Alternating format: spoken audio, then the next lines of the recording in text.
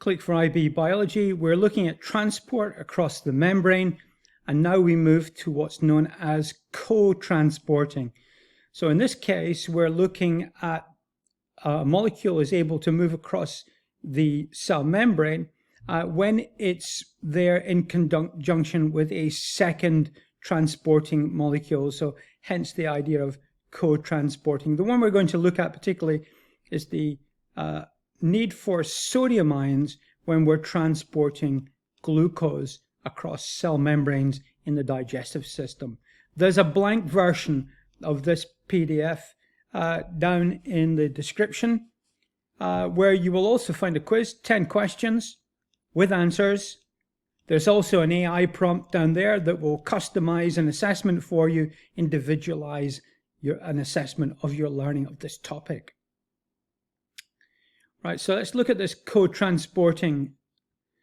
So remember that what we're discussing is this feature here of the diagram represents the digestive system, and what we're trying to do is we're trying to transport glucose from the digestive system across here into the blood. Now, a high concentration of glucose, this is diffusion, I should emphasize, this is a form of diffusion. Glucose, once you exceed the 4% concentration of the glucose solution, glucose is not taken up into the bloodstream. What you need instead is, first of all, to look at this central section here. These are cells of the gut, so these are gut epithelial cells. So I'll just call them cells for you, cells that line the gut. And what we require is, first of all, sodium ions. They lock onto the transporter protein, which is embedded in the cell membrane, which is called an SGLT1.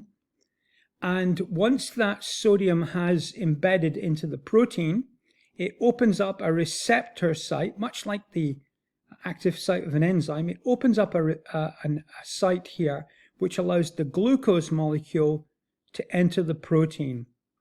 At that point, the glucose has entered the binding site, and they can both be then transported into the epithelial gut cell. So that's the co-transporting. So the glucose will not be transported unless sodium ions are also present. To get into the blood, the glucose diffuses by facilitated diffusion.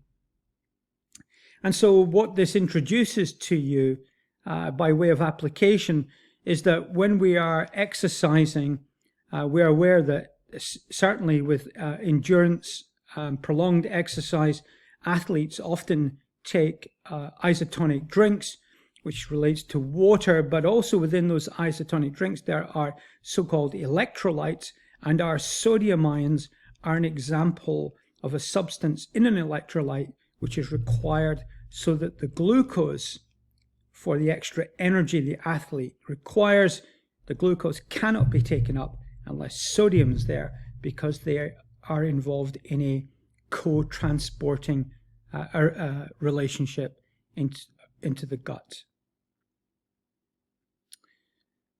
So in the previous videos have all been on passive processes not involving ATP.